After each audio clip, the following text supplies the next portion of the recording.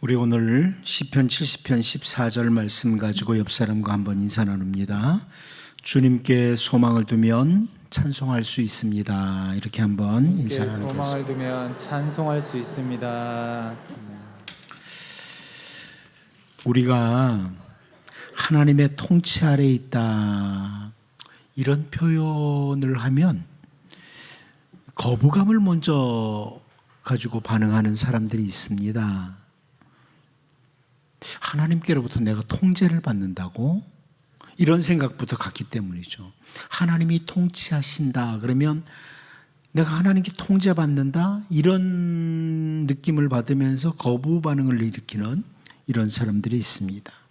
그런데 룻기 2장 12절 말씀을 보면 여호와께서 네가 행한 일에 보답하시기를 원하며 이스라엘의 하나님 여호와께서 그의 날개 아래에 보호를 받으러 온 네게 온전한 상 주시기를 원하노라 하는지라, 이렇게 말씀을 하죠. 이 말씀을 통해 볼 수 있는 게 뭐예요? 하나님의 통치 아래 있다. 이 의미는 다른 의미로 하나님의 보호를 받는다, 이런 의미입니다. 하나님의 통치 아래 있다, 이것은 하나님의 보호를 받는다, 하나님의 그 날개 아래에서 보호를 받게 된다, 이런 의미를 가지고 있습니다. 우리가 대한민국의 통치 아래에 있다는 말은 대한민국의 보호를 받는다, 이런 것과 같은 의미입니다. 그러므로 다윗은 시편 5편 2절을 통해서 나의 왕 나의 하나님이여 내가 부르짖는 소리를 들으소서 내가 주께 기도하나이다, 이렇게 표현을 했습니다. 하나님을 가리켜서 나의 왕이라고 부르는 것은 하나님의 통치 영역 아래 제가 있습니다, 이런 고백이죠. 하나님 나의 왕이십니다 하는 것은 내가 하나님의 통치 아래 있습니다, 이런 의미예요. 그런데 하나님의 통치 아래에 있다, 이것은 통치자이신 하나님께서 우리의 기도, 우리의 소원, 우리의 간청을 들으시고 응답하시고 반응하시는 분이시다, 이것을 동시에 보여주는 이런 표현이기도 합니다. 시편 74편 12절을 보면 하나님은 예로부터 나의 왕이시라 사람에게 구원을 베푸셨나이다. 한 시편 기자가 이렇게도 고백을 합니다. 옛적부터 왕이신 하나님, 통치하시는 하나님은 이 땅에서 구원을 베푸시는, 나에게 구원을 베푸시는, 은혜를 베푸시는 이런 하나님이시다, 이것을 고백하는 이런 표현이기도 합니다. 한 곳만 더 보면 시편 84편 3절인데요. 나의 왕 나의 하나님 만군의 여호와여 주의 제단에서 참새도 제집을 얻고 제비도 새끼들 보금자리를 얻었나이다. 우리가 너무나 잘 아는 그 시편이죠. 왕이신 하나님의 통치 아래에 들어갈 때 거기에 참된 평안이 있고 거기에 참된 안전함이 있다, 이것을 고백하는 시편 기자의 고백이에요. 하나님의 통치 아래 들어갈 때 평안함과 안전함이 있다. 자, 이와 같이 다윗을 비롯해서 많은 신앙의 선진들은 하나님의 통치 아래 있는 것이 엄청난 복이라, 이것을 알고 하나님을 향해서 나의 왕이라고, 하나님은 나의 통치자시라고 이렇게 고백을 했습니다. 여러분, 하나님의 통치 아래 있는 것이 복입니다. 하나님의 통치 아래 있는 것이 복입니다. 우리가 주님이라고 부르는 것도 동일한 거죠. 나의 주인, 우리의 주인, 우리가 주님의 통치 아래 있습니다, 이런 고백이에요. 나는 주님의 통치 아래 있습니다, 저는 주님의 종입니다, 이런 거죠.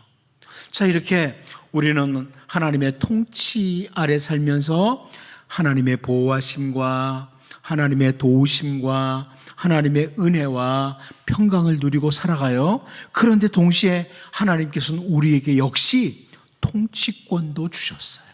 우리에게 통치권도. 문화명령이라고 하는 창세기 1장 28절 1장 28절을 보면 하나님이 그들에게 복을 주시며 하나님이 그들에게 이르시되 생육하고 번성하여 땅에 충만하라. 땅을 정복하라. 바다의 물고기와 하늘의 새와 땅에 움직이는 모든 생물을 다스리라 하시니라. 우리가 잘 아는 말씀이죠. 지난번에도 말씀드렸지만 모든 생물을 다스리라. 이것은 우리를 에이전트 킹으로, 그러니까 하나님을 대신해서 다스리는 대리왕으로, 통치자로 우리를 세우셨다는 이런 말씀이에요. 뿐만 아니라 우리는 주 예수 그리스도로 말미암아 온 세상의 통치자이신 하나님의 자녀가 되었고, 하나님의 자녀가 된, 온 세상의 통치자인 하나님의 자녀가 된 우리가 잘 아는 베드로전서 2장 9절에서 이렇게 설명합니다. 그러나 너희는 택하신 족속이요 왕같은 제사장들이요 거룩한 나라요 그의 소유가 된 백성이니 이는 너희를 어두운 데서 불러내어 그의 기이한 빛에 들어가게 하시니에 아름다운 덕을 선포하게 하려 하심이라. 이렇게 말씀하고 있습니다. 우리는 왕같은 제사장들이다. 왕이요 제사장들이에요. 우리는 예수 그리스도로 말미암아 왕이요 제사장입니다. 그리고 우리는 한 곳만 더 보면 더 나아가서 요한계시록 20장 6절을 통해서요, 요한계시록 20장 6절을 통해 이 첫째 부활에 참여하는 자들은 복이 있고 거룩하도다. 둘째 사망이 그들을 다스리는 권세가 없고 도리어 그들이 하나님과 그리스도의 제사장이 되어 1000년 동안 그리스도와 더불어 왕노릇하리라. 이렇게 선포해주고 있습니다. 자, 이렇게 정리를 해보면 오늘 예수 그리스도로 말미암아 하나님의 자녀가 된 우리들은 하나님을 왕으로 모신 자들, 하나님의 통치 아래 있는 진짜 복 있는 주님의 백성들이고, 동시에 주님과 더불어 우리의 모든 영역에서 올바로 통치해 나가야 될 백성들이에요. 여러분, 우리는 주님이 주신 그 통치권을 가지고 나를 잘 다스려야 돼요. 우리 가정도 주의 말씀을 따라 잘 다스려 나가야 돼요. 내가 속한 모든 영역도 올바른 통치자로 잘 다스리는 이런 사람들로 살아야 된다는 겁니다. 그래서 저는 오늘 본문 말씀을 살펴볼 때 통치라고 하는 이런 제목을 가지고, 통치라는 제목을 가지고 말씀을 살펴보면서 우리가 주님의 통치 아래에 머물면서 주어진 모든 자리에서 나와 관계된 모든 것들을 올바로 통치하며 살아가는 이런 주님의 백성들로, 복 있는 백성들로 우리 모두가 세워지기를 바랍니다. 첫 번째로 우리는 오늘 본문을 통해 석 달의 통치를 봅니다. 석 달의 통치라. 우리 본문 31절, 32절을 다시 봅니다. 보겠습니다. 시작. 여호아스가 왕이 될 때에 나이가 23세라. 예루살렘에서 석 달간 다스리니라. 그의 어머니 이름은 하무달이라. 림나 예레미야의 딸이더라. 여호아스가 그의 조상들의 모든 행위대로 여호와 보시기에 악을 행하였더니. 우리는 23살에 그 백성들에 의해서 세워진 여호아스가요, 예루살렘에서 석 달 동안 통치자로, 왕으로 다스렸다. 23살에 왕이 돼서 석 달, 3달 동안 왕으로 다스렸다. 이렇게 열왕기 기자가 설명해 줘요. 그런데 그 석 달 동안 왕으로, 통치자로 살면서 여호와 보시기에 악을 행했다. 이 열왕기 기자의 설명이에요. 석 달을 통치자로 있으면서 여호와 보시기에 악한 왕이었다. 이 여호아스의 아버지가 우리가 잘 아는 요시야 왕이죠. 이 요시야 왕은 하나님 보시기에 선하게 왕으로 통치했는데, 이 여호아스가 아버지를 본받지 않고 여기 보면 그 조상들의 모든 행위대로, 그 조상들 중에 악한, 하나님 보시기에 좋지 않았던 그 사람들의 행위를 본받아서 악한 왕으로 석 달을 통치했다. 이렇게 말씀합니다. 저는 이 말씀 보면서 혹시 이 여호아스가 자기가 석 달을 유다의 왕으로 통치하고 끝날 줄 알았더라면, 정말 그렇게 끝나는 줄 알았더라면 여호와 보시기에 선한 왕으로 통치하지 않았을까? 이런 생각을 조심스럽게 해봤어요. 나는 3달만 왕으로 있어, 이걸 생각했더라면 하나님 보시기에 좋은 왕으로 그렇게 하지 않았겠습니까? 저는 이 말씀을 보다가 우리를 바라보는 거예요. 당장 내일 일을 알지 못하는, 내일 무슨 일이 있을지 모르잖아요. 그런 우리가, 안개와 같은 인생을 살아가는 우리가 혹시 앞으로 3달을 살고 죽음이 찾아온다면 오늘 하나님 보시기에 하나님의 통치 아래 신실하게 살지 않을까? 여러분, 제가 여러분 저주하는 게 아니고 오래오래 사십시오. 그런데 혹시 앞으로 3달만 산다면, 앞으로 3달만 살 수 있다면 어떻게 사시겠습니까? 어떻게 사시겠습니까? 3달 후에 주님 만난다면, 하나님 만난다면 어떻게 하시겠습니까? 개혁주의자들이 우리들에게 알려준 삶의 원리가 있습니다. 우리는 영원히 살 것처럼 계획을 하고 동시에 오늘이 마지막인 것처럼 살아야 한다. 이 개혁주의자들의 삶의 원리예요. 우리가 살아야 될 삶의 원리예요. 앞으로 영원히 살 것처럼 무계획적으로 사는 게 아니라 정확히 계획을 세우면서 살아야 돼요. 그렇지만 오늘이 마지막인 것처럼 살아야 돼요. 최선을 다해 신실하게 사는 것, 이게 바로 개혁주의자들의 후예들이죠. 여러분 혹시 말입니다, 오늘 우리가 하나님께 드리는 이 예배가 내 인생의 마지막 예배라면, 이 땅에서 마지막 예배라면 어떻게 임하시겠습니까? 마지막 예배라면, 오늘 부르는 찬송이 마지막으로 드리는 찬송이라면 어떻게 부르시겠습니까? 하나님의 백성에게는 오늘 하루하루가 너무나 중요한 날입니다. 오늘이 중요한 날이죠. 여호아스가 왕의 자리에 앉아서 겨우 3달을 통치하고 끝이 났는데 그 3달 동안 하나님의 눈으로 보시기에 악한 왕이었다는 겁니다. 물론 우리가 이미 살펴보았지만 북이스라엘의 시므리라고 하는 왕도 마찬가지죠. 열왕기상 16장 15절을 보면 유다의 아사왕 제27년에 시므리가 디르사에서 7일 동안 왕이 되니라. 그때 백성들이 블레셋 사람에게 속한 기쁘돈을 향하여 진을 치고 있더니 그럽니다. 시므리라는 사람 딱 7일 동안 왕으로 있었습니다. 그런데 열왕기 기자는요, 시므리는 그 7일 동안 하나님 보시기에 악을 행했다고 그럽니다. 여러분, 3달을 왕으로 통치하고 끝나는 여호아스 왕을 보면서 우리를 돌아보고 우리의 남은 날이 얼마인지 모르지만 오늘 하루하루 주님의 통치를 받으면서 주님의 은혜 아래에서 신실하게 살아가는 우리 모두가 될 수 있기를 바랍니다.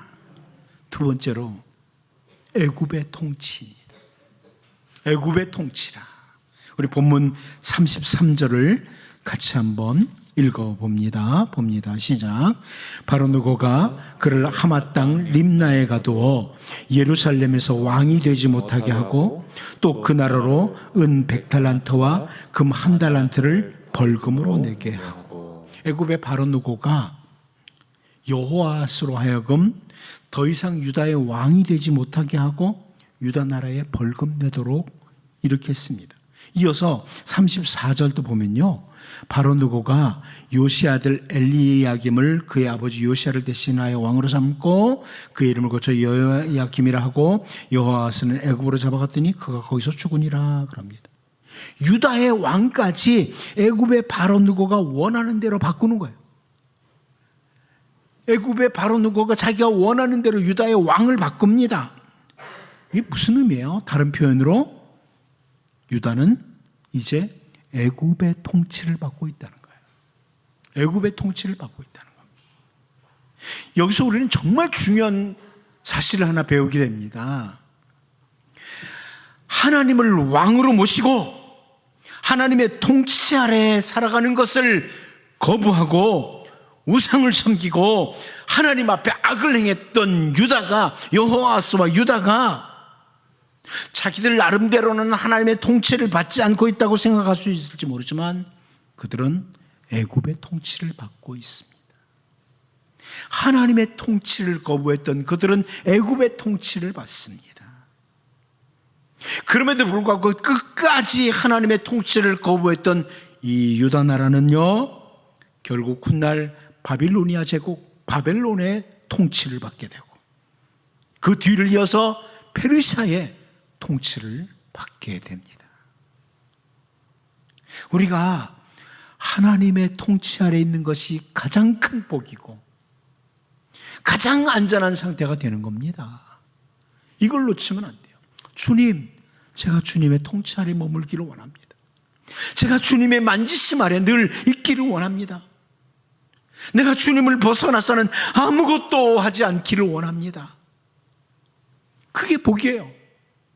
그게 가장 안전한 거예요. 주님의 통치 아래 있는 것이.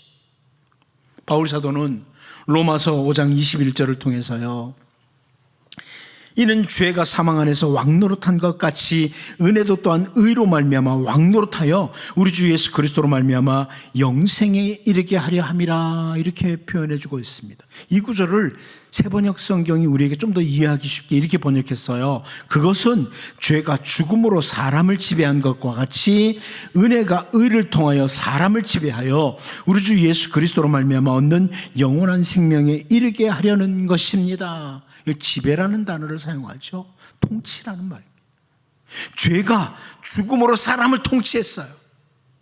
그런데 은혜가 의를 통해서 사람을 통치한다, 이렇게 말씀해주고 있죠. 우리는 과거에 죽음을 가지고 죄에게 지배를 받던, 죄에게 통치를 받던, 사단에게 통치를 받던 이런 자들이었습니다. 그런데 우리 주 예수 그리스도의 은혜가 임함으로 우리는 은혜의 통치, 주님의 통치를 받는 이런 자들이 된 겁니다. 그러한 자들을 영원한 생명에 이르게 한다, 이렇게 바울 사도가 설명을 합니다. 바울 사도는 이어서 로마서 6장 16절을 통해서요, 너희 자신을 종으로 내주어 누구에게 순종하든지 그 순종함을 받는 자의 종이 되는 줄을 너희가 알지 못하느냐? 혹은 죄의 종으로 사망에 이르고 혹은 순종의 종으로 의에 이르느니라. 죄의 종이냐, 하나님의 말씀을 따라 순종하는 순종의 종이냐, 이렇게 말씀하고 있어요. 아버지 요시아와 달리 여호아하스 때 왕과 유다 백성들이 하나님의 통치를 거부하고 헛되고 헛된 우상의 종들이 되어서 악으로 달려가므로 그들은 결국 애굽의 통치를 받는 상황에 이르게 되었다, 오늘 본문을 통해 확인하는 겁니다. 에덴 동산에서 하나님의 말씀을 따라 하나님의 통치 아래 살았던 이 삶을 놓치고 뱀이 던져주는 유혹의 말을 듣고 선악을 알게 하는 나무의 열매를 따먹은 아담과 하와는 결국 죄의 종이 된 거예요. 사단의 종이 되고 만 거죠. 여러분, 이 세상의 삶은 크게 둘로 나뉠 수 있다고 봅니다. 하나님의 통치를 받고 사느냐, 세상의 다른 것들의 통치를 받고 사느냐. 우리의 생각, 우리의 언행, 하나님의 통치 아래 있는가, 수시로 점검해야 된다. 하나님의 통치냐, 세상의 다른 가치관이나 헛된 것의 통치를 받고 있느냐, 이걸 잘 돌아봐야 된다는 거예요. 오늘날에도 많은 성도들이 하나님의 통치가 아니라 세상의 헛된 것들의 통치를 받음으로 승리하는 성도의 삶이 아니라 실패하고 넘어지는 삶으로 이어집니다. 오늘 본문에서 하나님의 통치를 거부하고 하나님의 눈으로 보시기에 악에 빠진 여호아스와 유다 백성들이 결국은 애굽의 통치를 받게 되는 걸 보면서 정말 하나님께 통치를 받는 삶이 가장 행복한 삶인 줄 알고 언제나 하나님을 왕으로 모시고 하나님의 보호 아래 하나님의 통치 아래 신실하게 살아가는 우리 모두가 될 수 있기를 바랍니다. 마지막 한 가지 더 봅니다. 명목상의 통치를 본문에서 보게 됩니다. 명목상의 통치라. 본문 34절을 같이 한번 읽어봅니다. 다시 봅니다. 시작. 바로 누고가 요시야 아들 엘리야김을 그의 아버지 요시야를 대신하여 왕으로 삼고 그의 이름을 고쳐 여호야김이라 하고 여호아스는 애굽으로 잡아갔더니 그가 거기서 죽으니라. 여러분 여기 엘리야김, 여호야김 같은 한 사람이에요.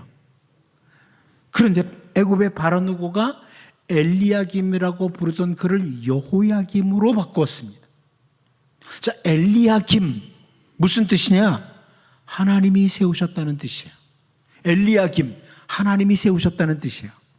여호야김 무슨 뜻이냐? 여호와께서 세우셨다는 뜻이에요. 같은 말이에요. 사실 같은 의미예요. 이름의 뜻이 특별히 큰 차이가 있어서 바꾼 게 아닙니다. 이름의 뜻이 탐탁치 않아서 애굽의 바로 누고가 고친 것이 아니에요. 왜 고친 거예요? 자기 자신의 명령에 대해서 애굽의 바로 누고의 명령에 대해서 완전한 복종의 표시를 보이라 이런 의미로 이름을 바꾸고 애굽의 소국으로 만들려고 했던 겁니다.